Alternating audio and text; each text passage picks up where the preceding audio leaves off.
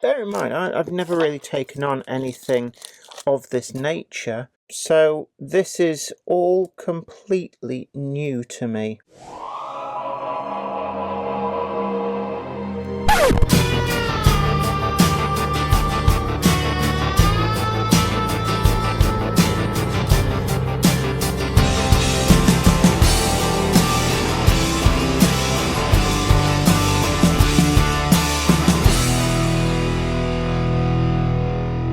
Now, the intention for today's video is really to just go over the basics of soldering and just show you how easy it can be. Now, as you all know from previous videos, I'm not the world's greatest solderer, not by a long way.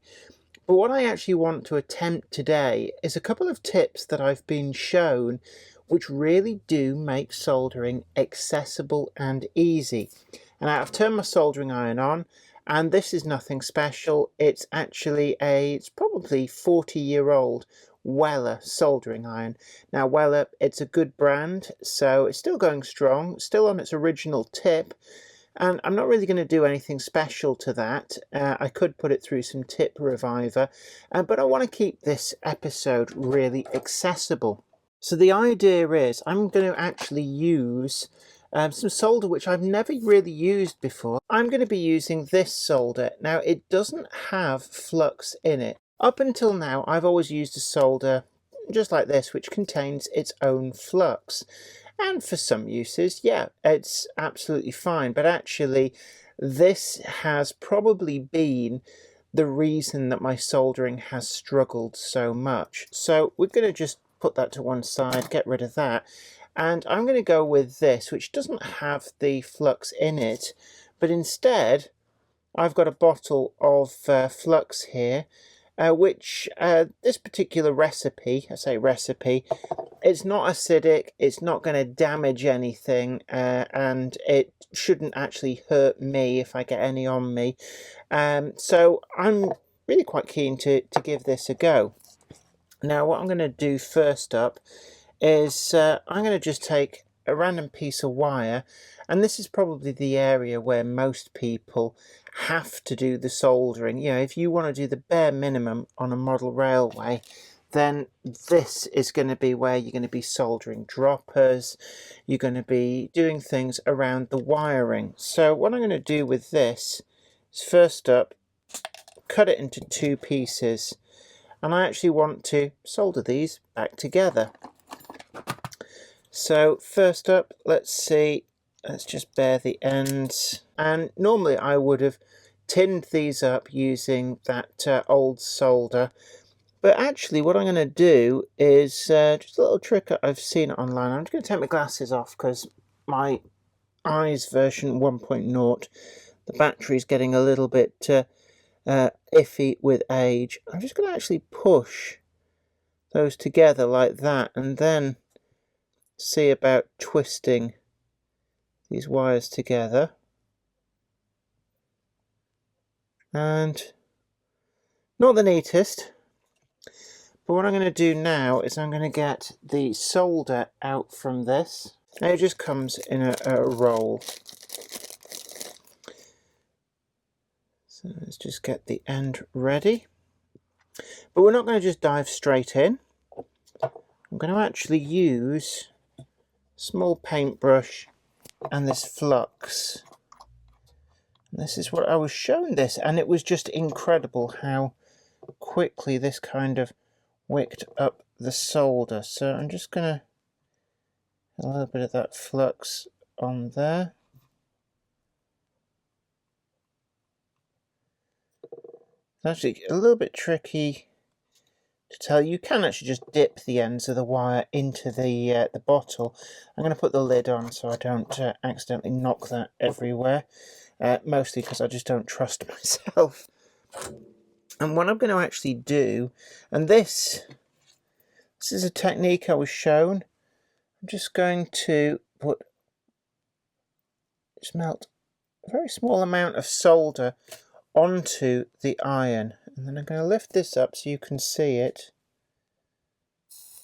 and you can see there it just wicks that solder in. And you could use heat shrink on there just to neaten that join up. But that is, let me just try and pull them apart. That is actually really well soldered together. And looking at that, that is actually full of solder. It's about as neat as they come. That is actually really impressive. So actually, let's find a pair of pliers. In fact, 2 pairs of pliers. I'm going to try and pull these apart. And what's actually happened is I've broken the insulation elsewhere on that. And that's how strong that solder joint is. So I'm just going to twist up all of this. Now, just going to dip this into the flux. Just safety first. And I'm going to apply the solder to the iron.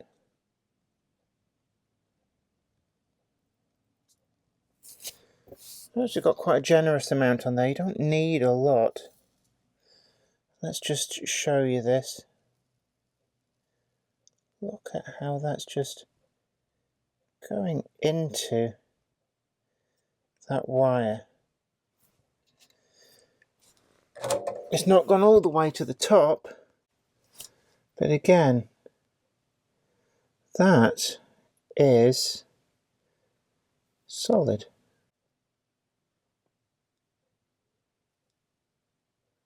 Absolutely solid, and that's the point where the solder's gone up to.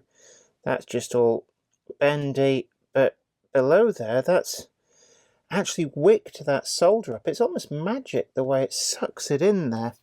Now, another area where I know I've struggled is soldering to rails. So I've got a piece of rail here, and again, I'm going to, let's see now, with this, I'm just going to paint some flux along the rail. And again, I'm not going to use a lot of solder. Just melt a little bit on there.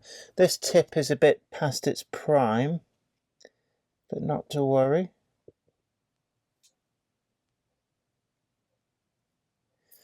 So I've got a small amount of solder on it, and it's not a lot. What I'm going to do now is just solder onto the rail. And it's like the flux just sucks it from the iron to the rail. Just going to try that again. I'm just going to dip the end of the rail in there. And then just a little bit of solder on the end. And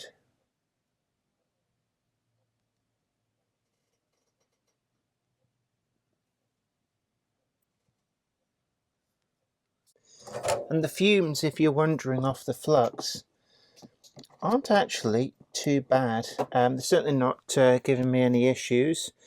So, and there we've got solder onto the ends of that rail.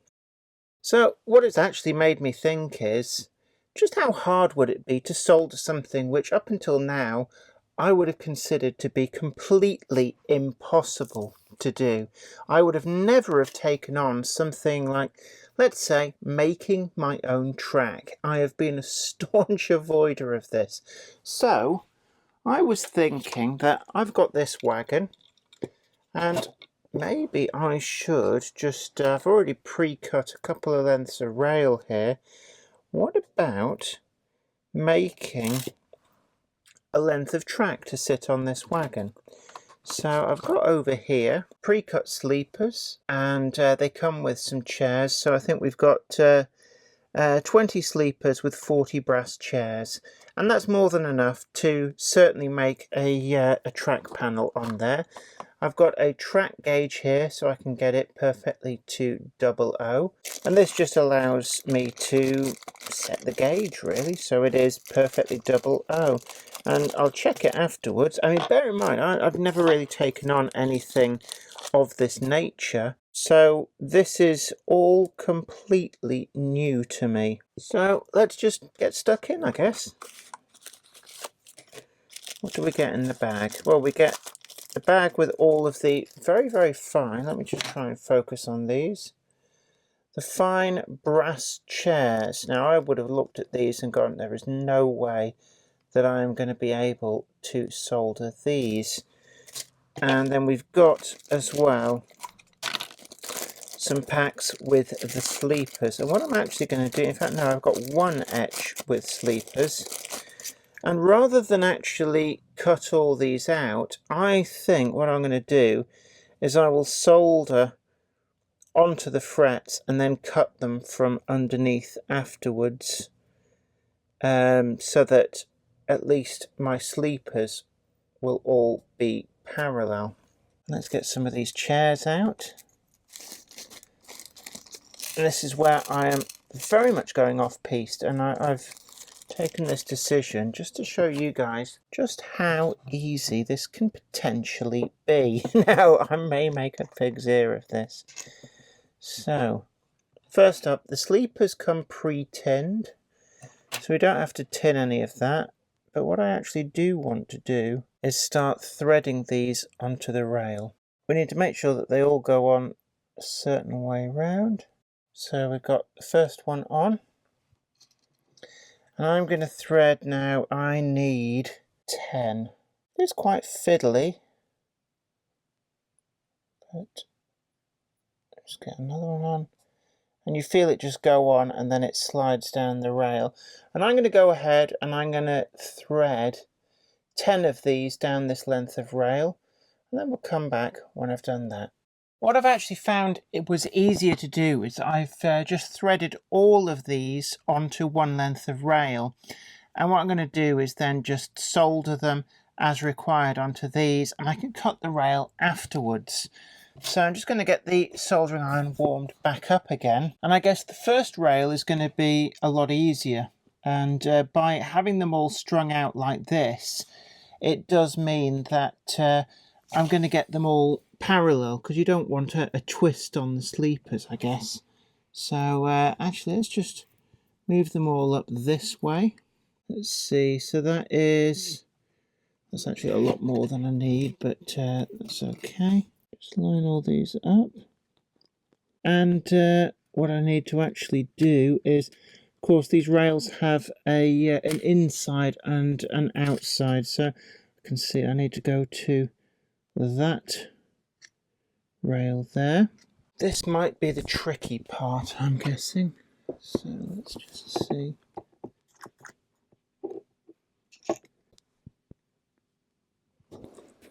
And just paint all of these. These are all pre-tinned. And actually could do with tinning the undersides of all of these. So they're now all tinned. Let's just separate them out so I don't want them sticking together. There's another area where the flux, not being acidic or toxic in any way, is really helpful. So the soldering iron is now up to temperature.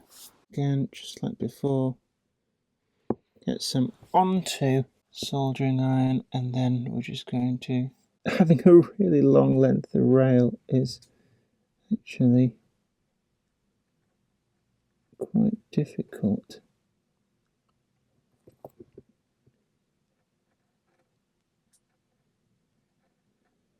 And what I need to do now is just line all of this up,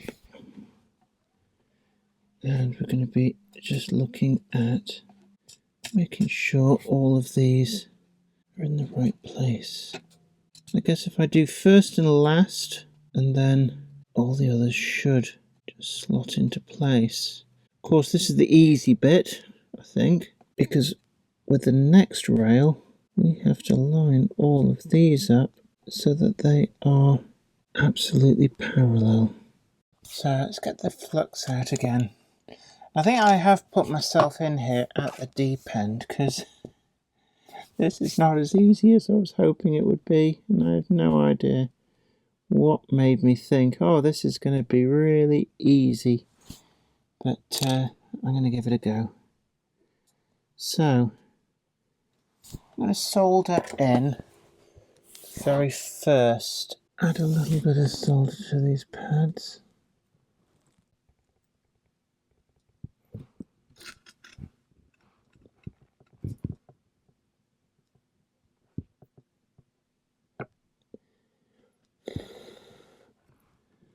Okay, first one's on.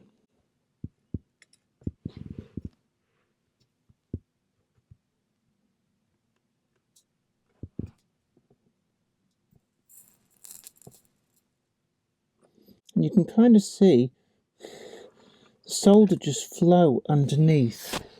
It's actually really interesting to watch. Now I'm going to just make sure each of these is lined up. Because they slide on the rail, that shouldn't be too difficult. They're all in the right place. So now I'm just going to a tiny amount of extra solder. I am going to just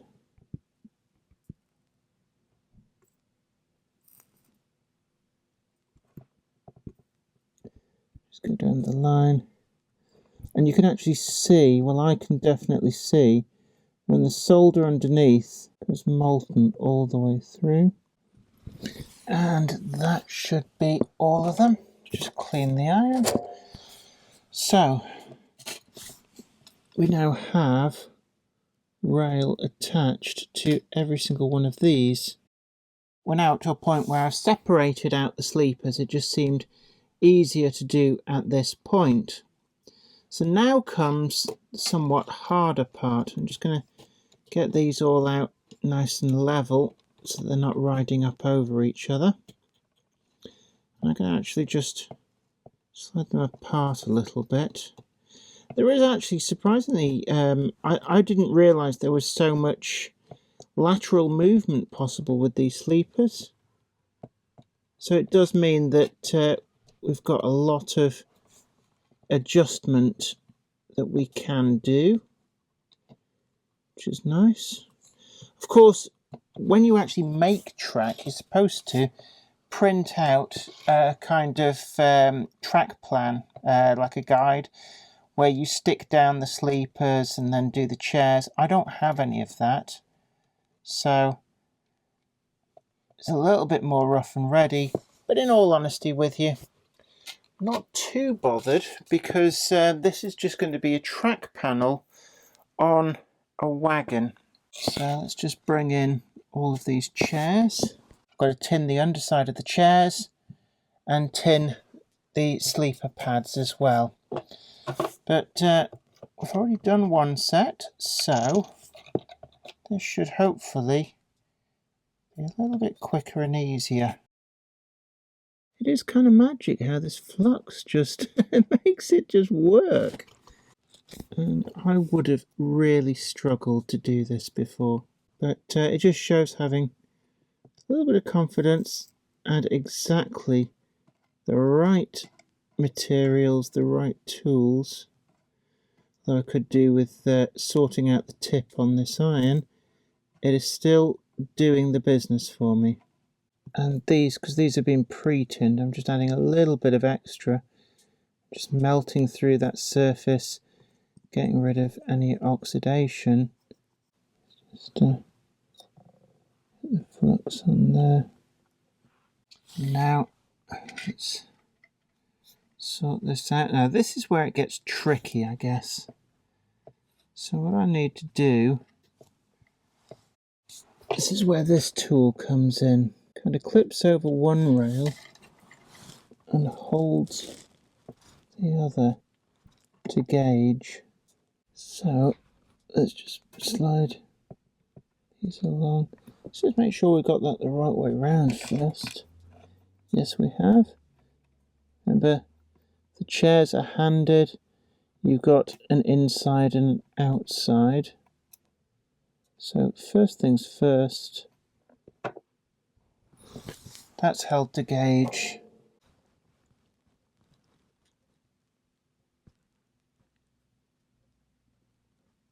Really struggling on this one here. Okay.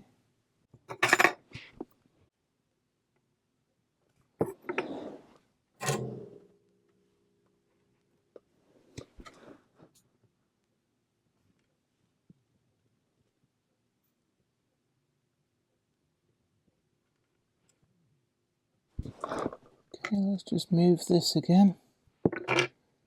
So we need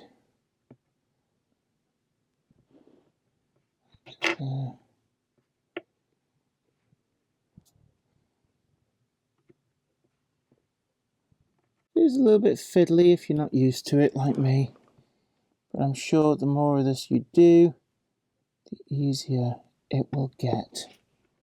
Well, I've gone ahead and I've finished off soldering the sleepers, and I've cut the rails to length.